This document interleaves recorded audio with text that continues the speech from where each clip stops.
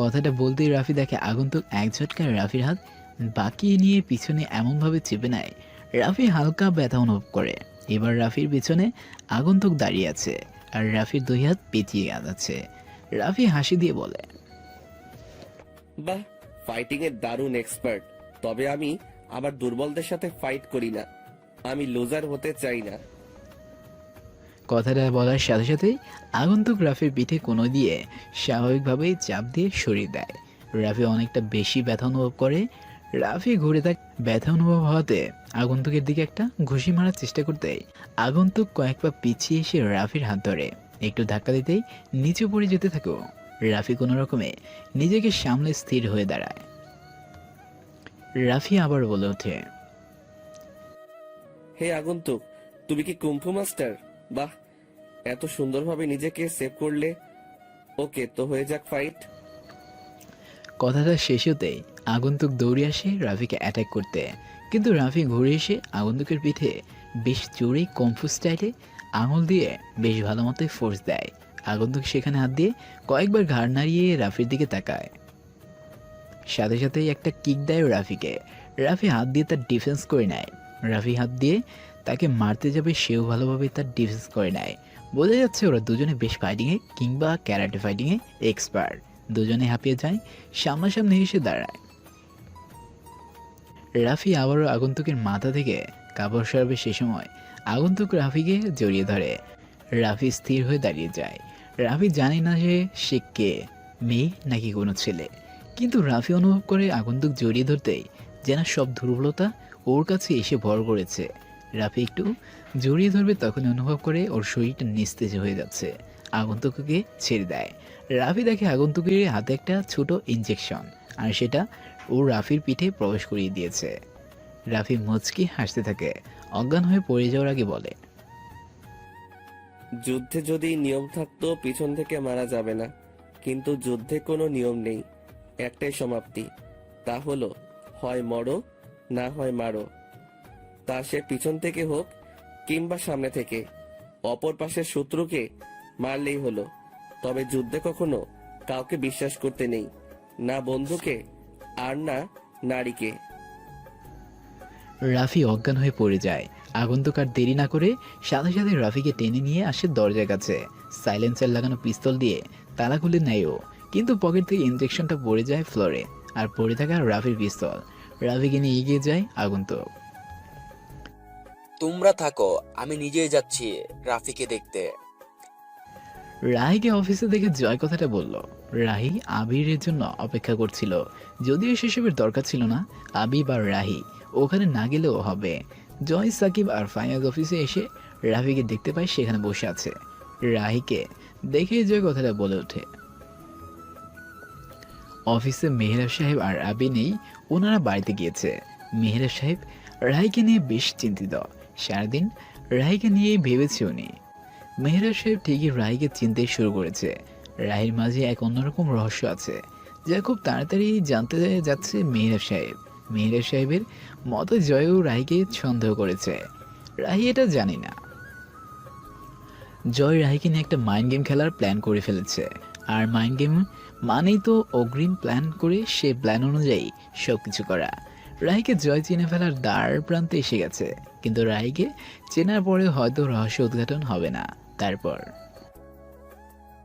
জয় গোডাউনের কাছে আসে, দরজা খোলে। সাকিব আর ফায়াজ ভিতরে প্রবেশ করে। সামনে তিনজনের লাশ দেখতে পায়, একটা পিস্তল আর একটা ইনজেকশন পড়ে আছে দরজার কাছেই। জয় হাতে নাই। ফায়াজ এগিয়ে যায় সামনে, লিমন আর শাহিদের লাশের কাছে এসে চমকে ওঠে। জয় দেখো, সেই কালো গোলাপ রাখা, মানে সালমানের লাশের পাশে যে কালো গোলাপ দেখেছিলাম ঠিক এরকম ভাবে এখানে রাখা। তাহলে কি একজনই খুনি? মানে সালমান আর লিমনদের খুনি একই জন? জয় আর সাকিব এগিয়ে এসে অবাক হয়, সাথে ভয় পায়। এটা শিওর নীলয়ের খুন না এগুলা? কারণ নীলয় মারলে সে ভৌতিক চিত্র এঁকে চলে যেত, আর দরজার কাছে পিস্তল বা ইনজেকশন এমন কোনো বড় কিছু ফেলে যেত না। ওর খুন কেবল ওই জানে, না কোনো সাক্ষী থাকে আর না কোনো প্রমাণ, শুধু তাকে চেনার জন্যই টেটু এঁকে চায় নিলয়, কিন্তু কে এই নিলয় তা পুলিশেরা খুঁজে পায় না। তবে মজার ব্যাপার হলো নিলয় সবার সামনে থেকেই খুন করবে, কিন্তু চিনতে পারবে না, কারণ প্রমাণ ও সাক্ষী কোনোটাই কেউ কোনোদিন খুঁজে পায়নি। ফায়েজ ঠিকই বলেছে, সালমান আর মিলনদের খুনি একই জন। তবে কি রাফি রাফি নাকি রাহি, দুজনের নামের মধ্যে অনেক মিল আছে। আচ্ছা, হিসেবটা মিলছে না, আবার সাজাতে হবে। সালমান তুলে এনেছি রাফিকে। রাফিকে সালমানের খুনের পর বা সালমানের লাশের পাশে পাইনি। যেখানে রাফি থাকার কথা সেখানে রাফি নয়, বরং রাহি ছিল। রাহি নতুন একজন মানুষ, যে কিনা নিলয়কে মারতে চায়। আচ্ছা, আদ্য কি নিলয়কে মারতে চায়, নাকি আমাদের সাথে থাকার জন্য রাহির একটা গল্প? কিন্তু আমাদের সাথে কেন থাকতে যাবে, এটাই একটা প্রশ্ন। আবার রাহি দেখেছে আগন্তুককে খুন করতে, অথচ সে বাধা দেয়নি। আচ্ছা, আগন্তুক এটা অপরিচিত, কারণ তার খুন করার ধরন দেখলেই বোঝা যায়। কিন্তু আগন্তুক কেন সালমান, নিলয়, আকাশকে মারবে? কি কানেকশন থাকবে? জয় কথাগুলো ভাবতে ভাবতে সাকিবের কাছে প্রশ্ন করে। সাকিব সিআইডি অফিসার ছিল এবং এখনও আছে, হয়তো সে কোনো ক্লু দিতে পারবে। জয় বলে, আচ্ছা, সাকিব নতুন রাফিয়ান, কেন সালমান আর এদেরকে মারলো? সালমান কাকে তুলে নিয়ে যায়? রাফিকে। লিমনরা কাকে তুলে আনে? রাফিকেই। তার মানে রাফি খুনি, মানে ওই রাফিয়ান আসলে রাফি। উফ, আমার তা মনে হচ্ছে না। আগন্তুকের খুনের ধরন হলো লাশের পাশে কালো গোলাপ রাখা, অথচ মিলন আর শহীদ ছাড়া আকাশের লাশের পাশে কোনো কালো গোলাপ নেই। তার মানে এটাই, রাফিকে ওরা তুলে আনে আর রাফি আকাশকে খুন করে। আর গোলাপগুলো দেখো, তাজা এখনো। তার মানে খুনি আগন্তুক অন্য একজন, যে কিনা রাফিকে বাঁচাতে এসেছিল কালো গোলাপ নিয়ে, আর সেই খুন করে কালো গোলাপ রেখে চলে যায় রাফিকে নিয়ে। মোট কথা, ওই রাফিও হয়তো একজন রাফিয়ান। সে আকাশকে মারে আর ওই আগন্তুক এই দুইজনকে মারে। এইবার প্রশ্ন হলো, এই রাফি আসলে কে? নিলয়ের লোক? নিলয়ের লোক হলে তো তাকে ধরাটা সহজ না। আর রাফিকে বাঁচাচ্ছে নিলয়ের কেউ না, কারণ নিলয়ের লোকগুলোর খুনগুলোতে কোনো প্রমাণ থাকবে না। অথচ সেই আমরাই পিস্তল আর ইঞ্জেকশনের মতো এত বড় ক্লু পেয়েছি। রাফি হয়তো নিলয়ের কেউ, আর রাফিকে বাঁচাচ্ছে অন্য একজন। এখন প্রশ্ন হতে পারে, রাফিকে কে বা কেন বাঁচাচ্ছে? রাফি নিজেই বলেছিল সে বস্তির একজন ছেলে, তাহলে তাকে বাঁচাচ্ছে এমন একজন যে ওকে ভালোবাসে। আমার কাজ হলো রাফিকে কে ভালোবাসে, যদিও শিওর না, তবে এটাই লজিক বলে। সে রাফিয়ান নাও হতে পারে, তবে ওর কাছের ওই মানুষটাকে ধরলেই কিছুটা পাওয়া যাবে সূত্র। সাকিব কথাগুলো বলে থামে। জয় সাকিবের দিকে তাকিয়ে মুচকে হাসে। এই জন্যই সরকারি অফিসাররা বুদ্ধিমান হয়, কত সহজ করে সবকিছু বুঝিয়ে দিল। জয় রুমের চারপাশে ঘুরে দেখে। ফায়েজ বলে, আমার একটা জিনিস মনে পড়েছে। কি বলো? রাফিকে ওদের বন্ধু মানে লিমনদের বন্ধু নেহা হয়তো ভালোবাসে। আমার ধারণাটা এটাই বলে। নেহা মানে ওই আরিয়ান ভাইয়ের বোন? বাট আরিয়ান ভাই তো থাকেই না এখানে, কেবল দেশ ছেড়ে চলে গেছে। এখন থাকার মতো নেহা থাকে, আর ওর বাড়ির সামনে এক গাদা সিকিউরিটি থাকে। নেহা কিভাবে ওই খ্যাত ছেলেকে ভালোবাসবে? এখন পয়েন্ট তো এখানেই। নেহা হয়তো জেনে গেছে রাফি আসলে খ্যাত কেউ না, বস্তির ছেলে যখন মাস্তান, এরকম কিছু সে জেনে ফেলেছে। তাই হয়তো রাফিকে ফলো করতে করতে ভালোবেসে ফেলেছে। হতে পারে লিমনরাও এটা জেনেছিল, এর জন্য রাফিকে তুলে এনে মারতে চাইছিল। আর হয়তো নেহাওকে মানে রাফিকে সাপোর্ট করছে। সাকিব আবারও বুদ্ধির পরিচয় দিল। এখন কাজ হলো নেহাকে তুলে এনে রাফির সবকিছু খুঁজে বের করা, কিন্তু নেহাকে তুলে আনাটা ঠিক একদমই সহজ না। আরিয়ান ভাইয়ের বোন নেহা, যদিও আরিয়ানকে তেমন দেখেনি কেউ, তবে যতটা ধারণা করা হয় কয়েক বছর আগে রাফিয়ান ভাই এসে নেহাকে রেখে চলে যায়। রাফিয়ান ছিল বিজনেসম্যান, যদিও সবার সামনে তিনি বিজনেসম্যান হিসাবে পরিচিত লাভ করেছে, তিনি আসলে অন্যরকম ছিল। নেহা আর রাফি ঘুরে ফিরে সন্দেহটা ওদের দিকেই যাচ্ছে। এখানে থাকা অনেক ক্লু তো তাই বলে। জয় মেহরাব সাহেবকে ফোন দেয়। মেহরাব সাহেব নিজের রুমে বসেছিল। জয়ের ফোন পেয়ে রিসিভ করতেই জয় বলে, স্যার, দুটো কালো গোলাপ, একটা পিস্তল আর ইনজেকশন সিরিজ পেয়েছি, বড় প্রমাণ। তবে খুনিকে ধারণা করে নিয়েছি, খুব তাড়াতাড়ি খুঁজে বের করব। আর নিলয়ের কাছে হয়তো প্রায় পৌঁছে গিয়েছি।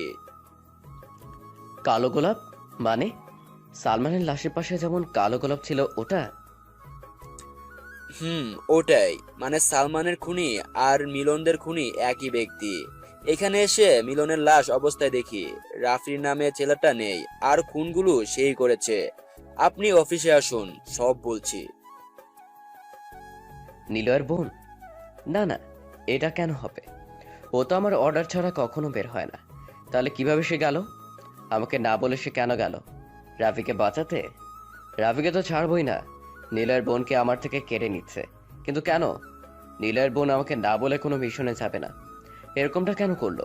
সব তো ঠিকই ছিল, ঠিকঠাক মতো প্ল্যান কাজ করছিল। নিলয় চাইলে আমাকে মারতে পারতো না, তাহলে কেন হঠাৎ করে এত কিছু হয়ে গেল? রাফি কোথা থেকে কেন আসলো এসবে? আর নিলয়ের বোনই বা কেন গেল রাফি সংক্রান্ত বিষয়ে নাক গলাতে? কি চায় ও? সমস্যাটা কি ওর? মেহরাব সাহেব প্রচণ্ড রেগে যায়। রাগে ড্রিঙ্কসের বোতল ছুঁড়ে মারে ফ্লোরে। আবি দৌড়ে ভিতরে প্রবেশ করে। মেহরাব সাহেব পায়চারি করছে। আবি বলে, কি হয়েছে? প্ল্যানে গরমিল হয়ে গেছে আবি। এখন মনে হচ্ছে একমাত্র তুমিই পারো আমাকে বাঁচাতে। বলুন কি করব? রাফি নামের একটা ছেলেকে মারতে হবে। কারণ?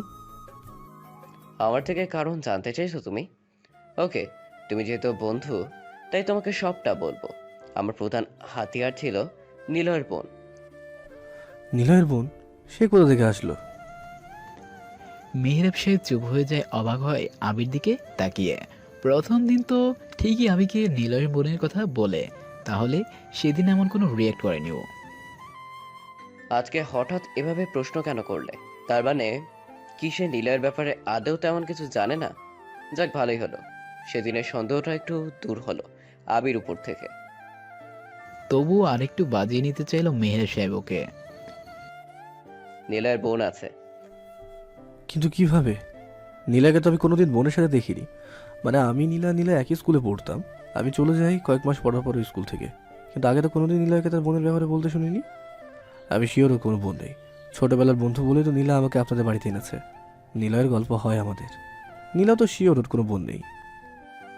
আরে ধুর, ওর বোন আছে, আর সেটা আমার কাছে। মানে? আপনার কাছে মানে? একটু খুলে বলবেন? আপনি রিয়েল মাইন্ড গেমার বস। সিরিয়াসলি আমি আপনার ফ্যান হয়ে গেলাম। মেহরাব সাহেব মুচকে আসলো। যাক, তাহলে আমি এ ব্যাপারে কিছুই জানি না। মেহরাব সাহেব পায়চারি করতে থাকে। আবি মুচকে আসলো।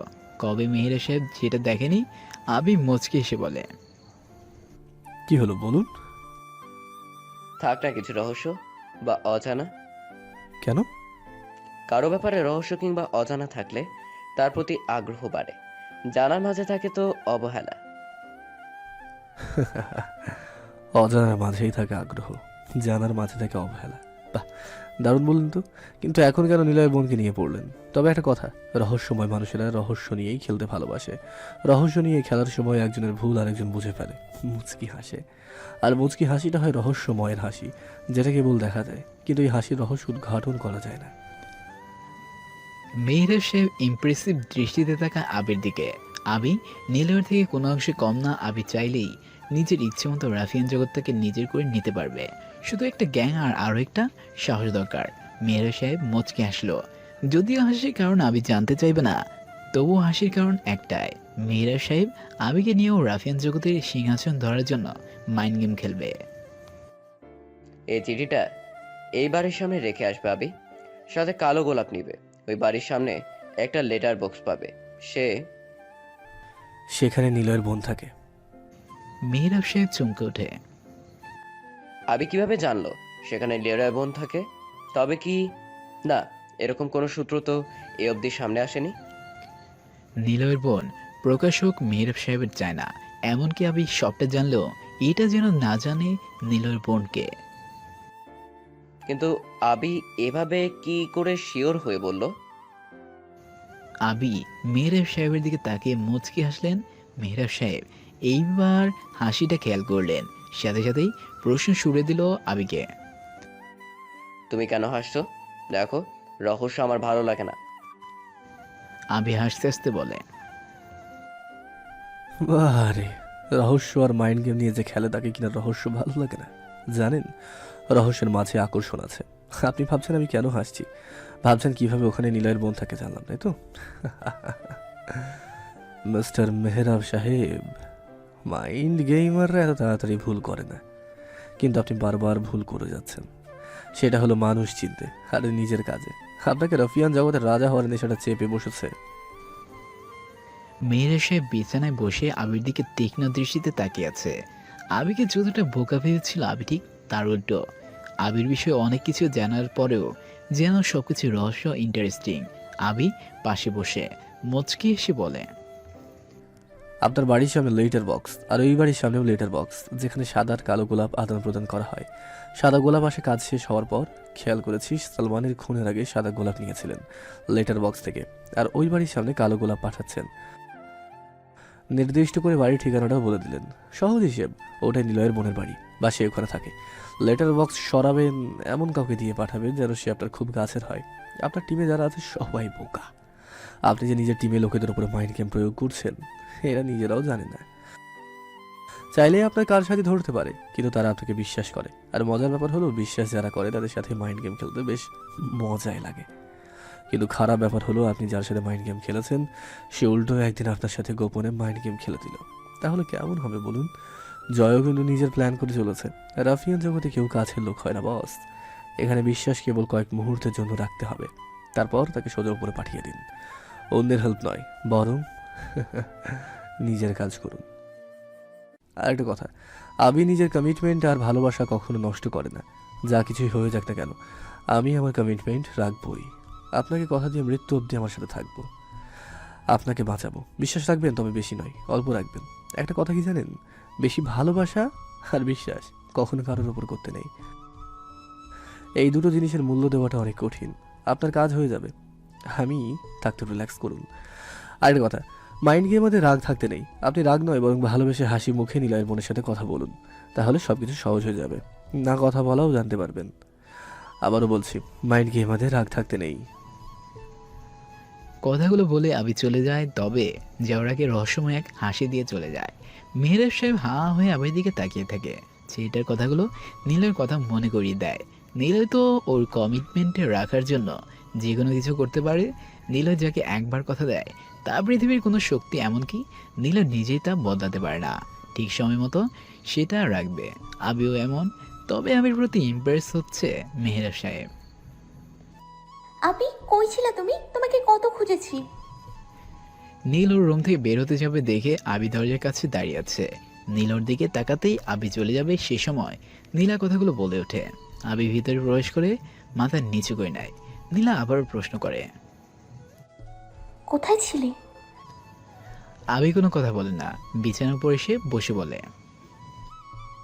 নীলা, আমি তোমাকে ভালোবাসি। নীলা অবাক হয়। আজকে আমি বেশ স্বাভাবিক হয়ে কথা বলছি, তবে কি আমি আস্তে আস্তে ঠিক হয়ে যাচ্ছে? আর ও ঠিক হয়ে গেলে আমাকে কি ভালোবেসে ফেলবে? না মানে অলরেডি ভালোবেসে ফেলেছে ও। তাহলে যখন একেবারেই ভালো হবে, তখন সে যদি আমাকে চায়, তখন কি করব? আমি যদি না করে দিই, ও আবার কষ্ট পেয়ে পাগল হলে তখন কি হবে? নীলা কথাগুলো ভাবছে। আবির আচার আচরণ অনেকটা স্বাভাবিক হয়ে গেছে, তবে কি সে এখন বুঝতে পারছে সবকিছু?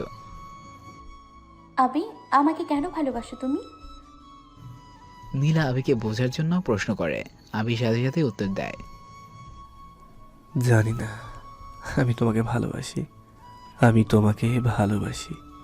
আমি তোমাকে ভালোবাসি। আমি যদি তোমাকে ভালো না বাসি? চলে যাব। আমি তোমাকে ভালোবাসি। আরে কোথায় যাবা তুমি? অনেক দূর, হারিয়ে যাব। তুমি তো দেখি অনেক গুছিয়ে কথা বলছো। কি হলো হঠাৎ? তুমি ঠিক হয়ে গেছো? আমি বুঝতেই পারিনি। আঙ্কেল অনেক ভালো, আমার কি আর নাই। এজন্য ভালো হয়ে যাচ্ছ? কিন্তু এসব কি বলছো? আমাকে এসব বলবে না। আমি তো নিলয় নামের ছেলেকে ভালোবাসি। আমাকে নিলয় বলে ডাকবে। গাধা ছেলে বলে কি? শোনো, নিলয় হলো নিলয়, ওর মতো তুমি হতে পারবে না। আর তোমাকে ডাকবো না। তুমি ঘুমাবে? আমার রুমে ঘুমাও। আমি নিলয় হব, আমি নিলয় হব। দেখো, ছেলে আবার পাগলামো করে। আচ্ছা, তুমি নিলয়ই হও। আমি তোমাকে ভালোবাসি, আমি নিলয় হব। আমি তোমাকেই ভালোবাসি, আমি নিলয় হব। নিলয় আসবে না, আমি নিলয় হব। নিলয় আসবে না, আমি নিলয় হব। আমি তোমাকে ভালোবাসি। নীলা যেটার ভয় পাচ্ছিল সেটাই হলো। কেয়ার নিতে যেয়ে আবির মনে নীলার প্রতি ভালোবাসার জন্ম নিয়েছে। আর এখন নীলের কথা শুনে আবি একাধারে কথা বলছে, আর এতটাই জোরে বলছে যে মেয়েরাব যেন শুনতে পাবে। তাই তাড়াতাড়ি নীলা ওর কাছে এসে হাত ধরে মাথায় হাত বুলিয়ে দিয়ে বলল, আচ্ছা, তুমি নিলয়, আমাকে ভালোবাসো? তুমি আমাকে ভালোবাসো? তুমি আমাকে ভালোবাসো? বাবা, আমি তোমাকেই ভালোবাসি। খুশি তো এবার? এখন ঘুমাও। আবি নীলার কোলে মাথা রাখে।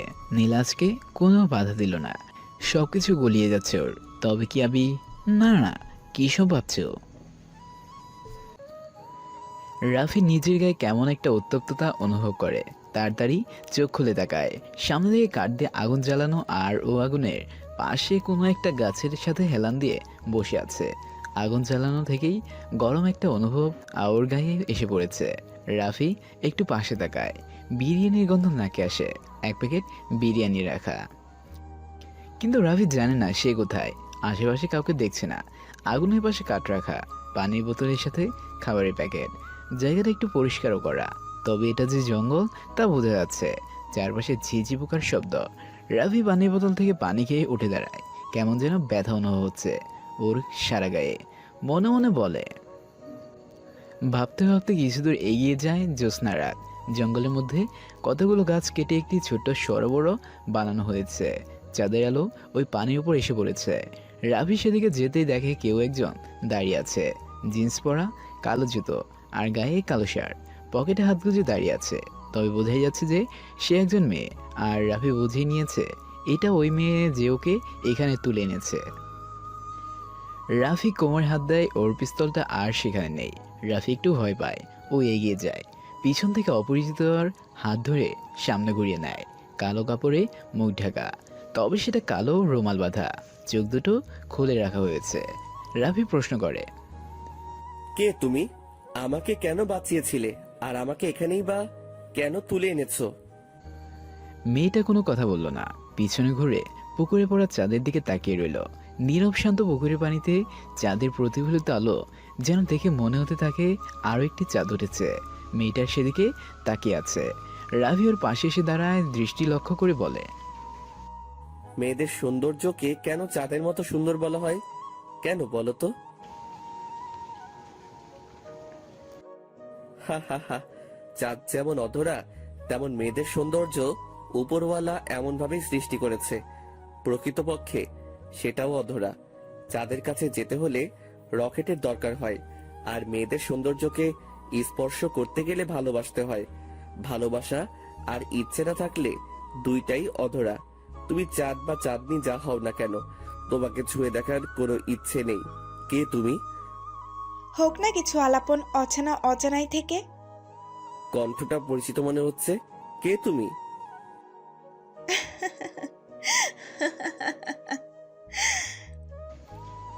মেয়েটা হাসে। রাফি মেয়েটার দিকে তাকায়।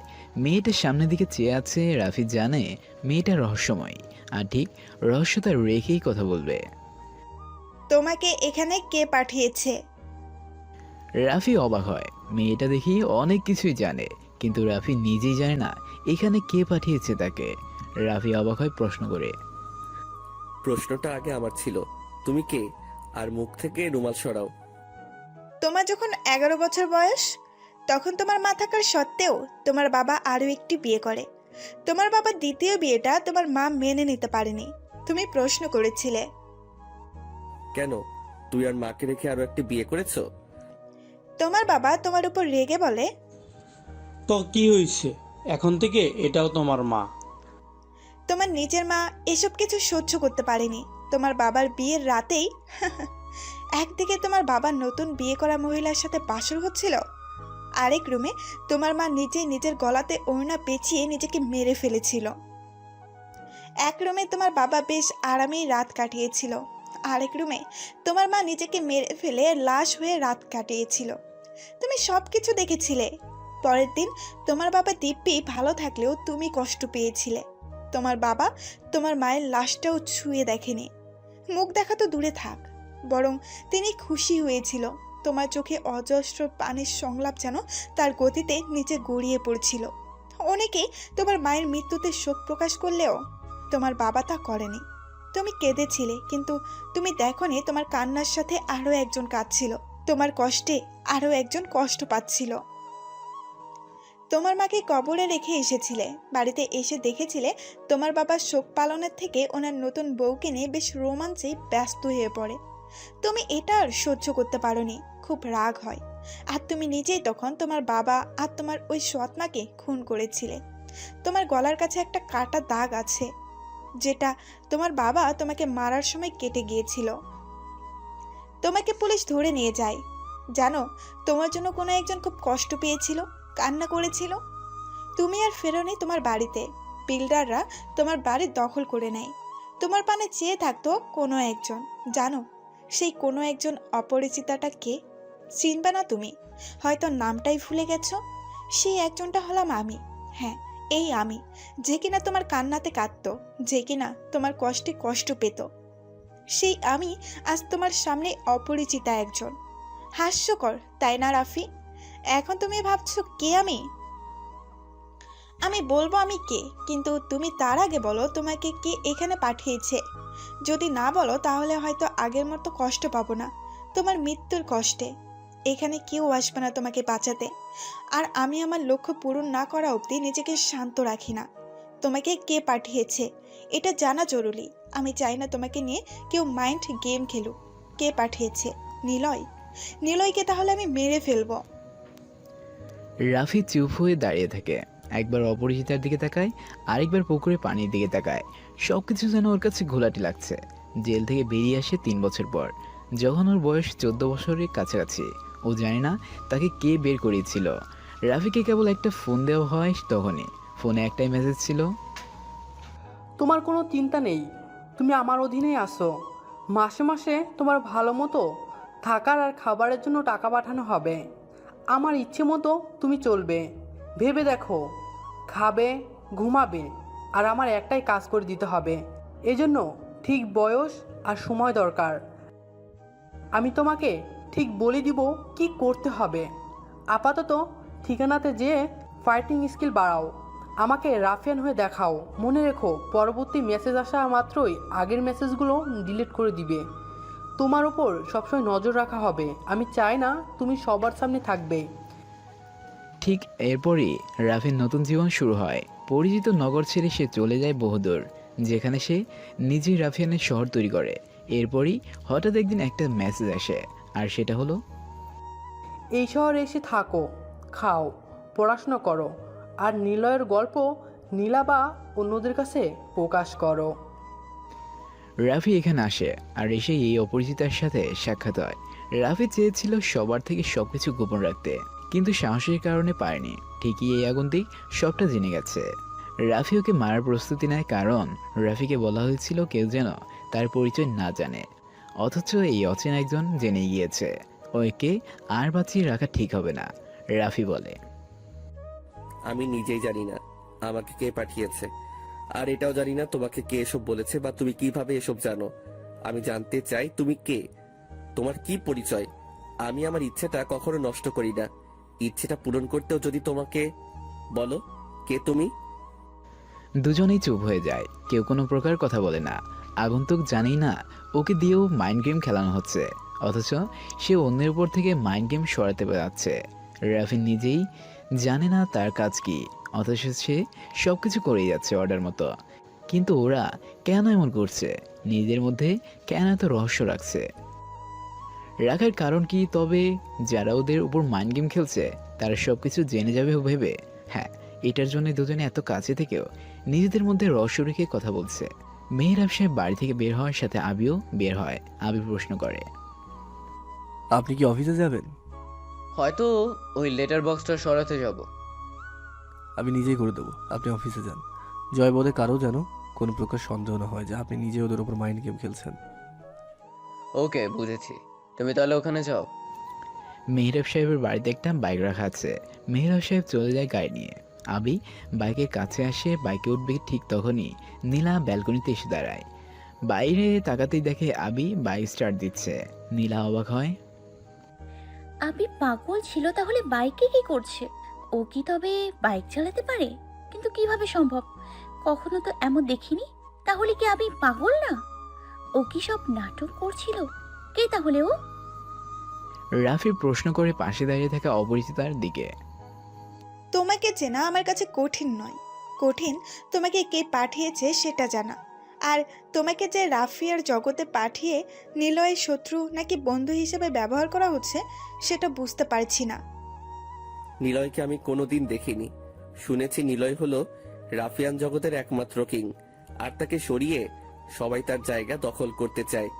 ভার্সিটিতে আসার সময় রাহি নামের কোনো একজন পাগলের সাথে পরিচয় হয়, কিন্তু সে আসলে পাগল ছিল না, সে পাগলের অভিনয় করত। কিন্তু রহস্যটা জানার আগেই সেও হারিয়ে গেছে। রাহি নয়, ও ছিল রাহাত। আর সাথে যে ছিল সে হলো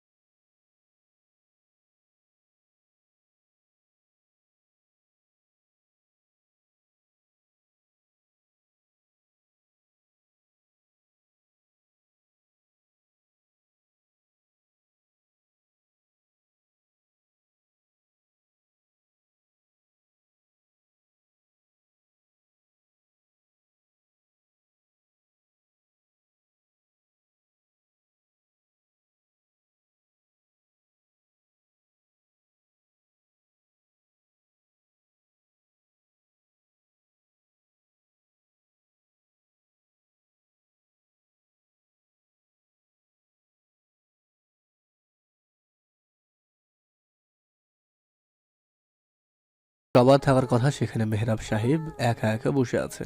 আবিকে দেখে মেহরাব সাহেব বলল, আমার কাছে এসে বসো আবি। আবি কোনো কথা বলে না, মেহরাব সাহেবের পাশে যেয়ে বসলো। মেহরাব সাহেব বসা থেকে উঠে দাঁড়ায়, কয়েকবার পায়চারি করে একটু থেমে বলতে থাকে, আবি জানো, রাহিনা নীলার বন্ধু রাহাত। মানে? আমি জেনে গিয়েছি সে রাহি নয়, রাহাত। কিন্তু কিভাবে?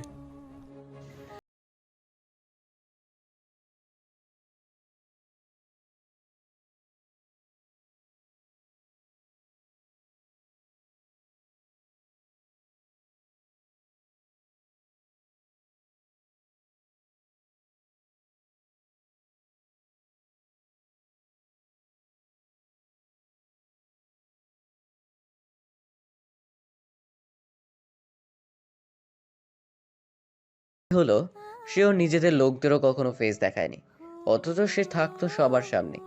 শুধু ওই ব্যক্তিটাই যে নীলা, এটা কেউ জানতো না। জানো তো, এটার জন্য ওকে ধরাটা অনেক কঠিন। সে সবার সাথে মাইন্ড গেম খেলতে প্রস্তুত, আর এটাই ওর পছন্দ। ওর মাইন্ড গেমে একটাই পরিণতি, যদি সে ভুল করে তবে প্রথমবারে তাকে মারো, আর না হলে ওর মাইন্ড গেমের শেষ পরিণতি হিসেবে তাকে পরের বার মারা নয়, বরং সে নিজেই সবাইকে মারবে।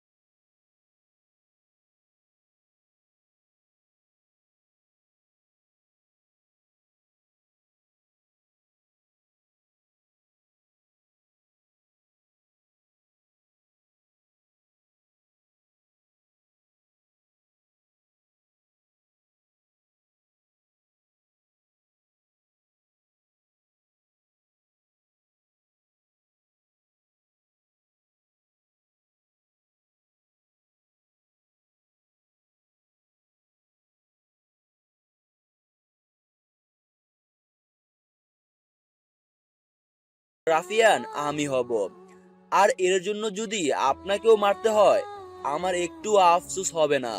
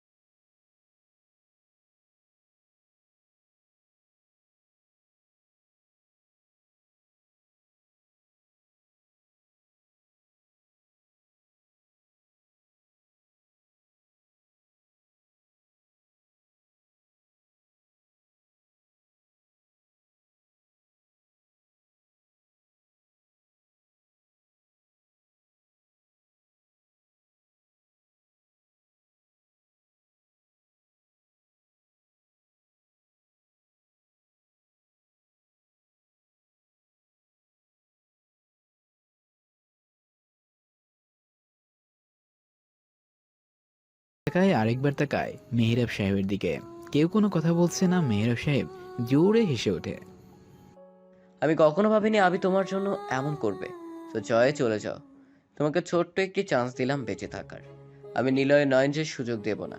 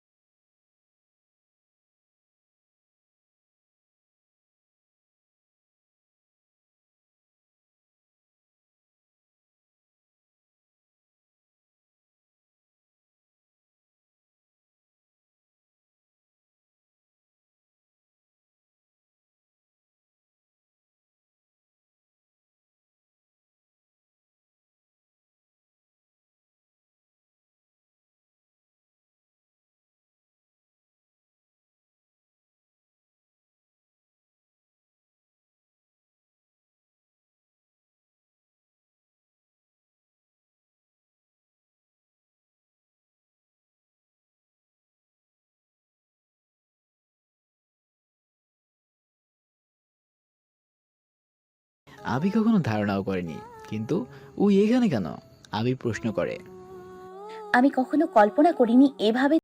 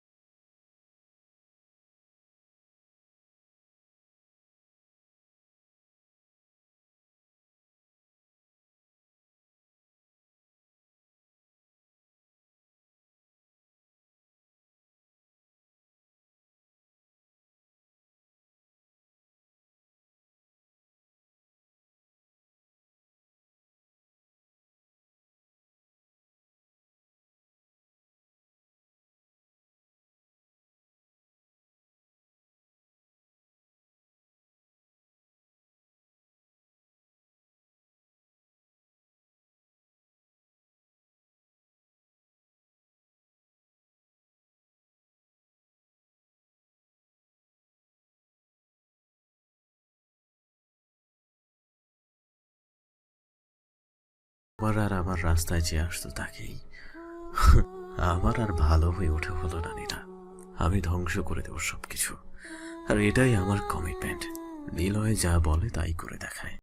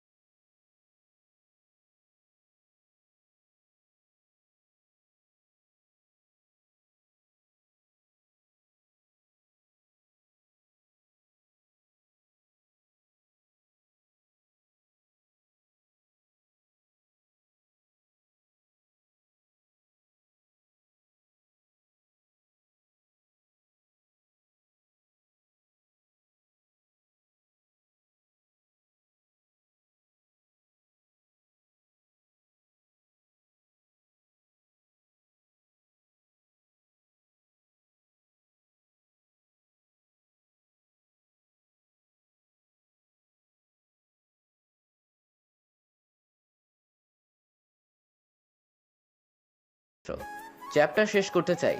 চলো তাড়াতাড়ি সবকিছু নিজেদের করে নেই। হুম। মেহরাব সাহেব গাড়ি নিয়ে চলে যায়। নীলাকে মেহরাব সাহেবের সাথে পাঠিয়ে দিয়ে পকেট থেকে ফোন বের করে নিলয় রাতকে ফোন দেয়। সময় এসেছে তোকে সামনে প্রকাশ হওয়ার, আর সেটা জয়দের সামনে হতে হবে। মনে আছে তো আমাদের দুজনকে জয় মেরেছিল? আগে জয়ের সাথে দেখা করব। আচ্ছা। নিলয় ফোন কেটে দেয়, জোরে একটা শ্বাস নেয় ও। কিন্তু কেন যেন ওর মনে হচ্ছে কিছু একটা ভুল সে করতে যাচ্ছে। সবকিছু এত সহজভাবে হওয়াটা ওর কাছে ঠিক মনে হচ্ছে না, কিন্তু একটা হবে।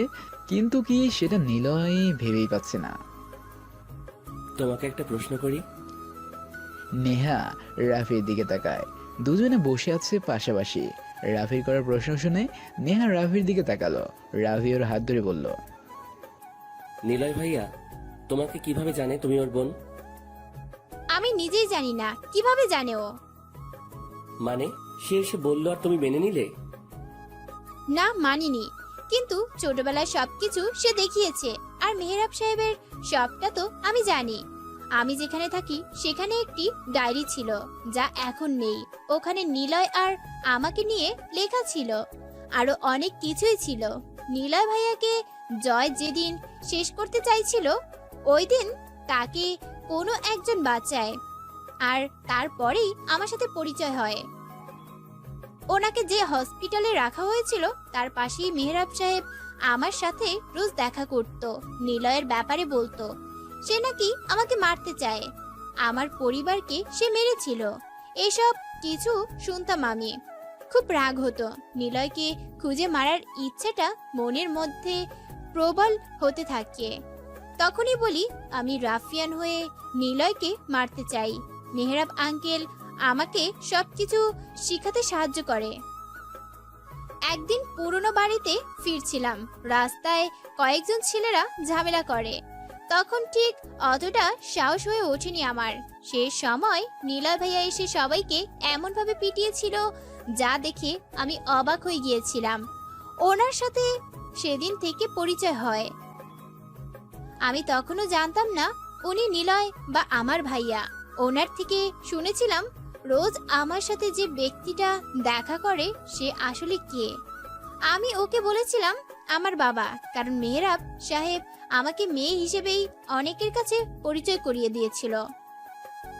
এসব কিছু শুনে নিলয় ভাইয়া হাসতো। আস্তে আস্তে আমাদের ফ্রেন্ডশিপ তৈরি হয়।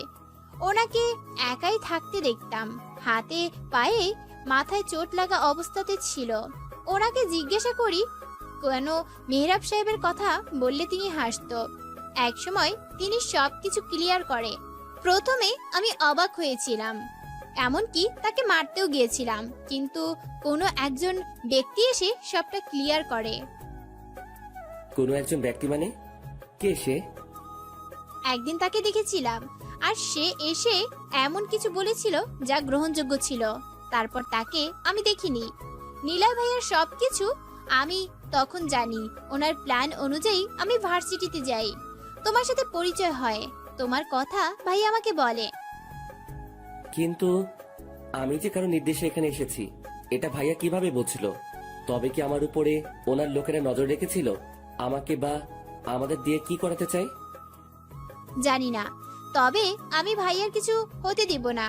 এটা শেষ অবধি আমি ওনার সাথে থাকবো। আর তুমি যদি না থাকো তাতে আফসোস নেই, তবে কষ্ট পাবো। অপেক্ষাতে আছি ভাইয়ার কলের। দুজন বসে বসে আরো কিছু সময় গল্প করে। তারপর আমাদের প্ল্যানটা এবার কাজে লাগাতে হবে। জয়ের কথা শুনে সাকিব বসা থেকে উঠে দাঁড়ায়। জয়ের দিকে তাকিয়ে বলে, চল নীলাকে কিডন্যাপ করি আর মেহরাব সাহেবকে বোঝাই আমাদের ক্ষমতা। সাকিব জয়ের কথা শুনে বসা থেকে উঠে দাঁড়ায়। ঠিক তখনই শুনতে পায় অনেকগুলো বাইকের শব্দ। ওরা পিছনে ঘুরে তাকায়, দেখে কতগুলো বাইক চালিয়ে কয়েকজন জয় আর সাকিবের দিকে আসছে। জয়দের সামনে এসে বাইকগুলো থামে। হেলমেট খুলে সবাই বাইক থেকে নামে। জয় শব্দ করে বলে,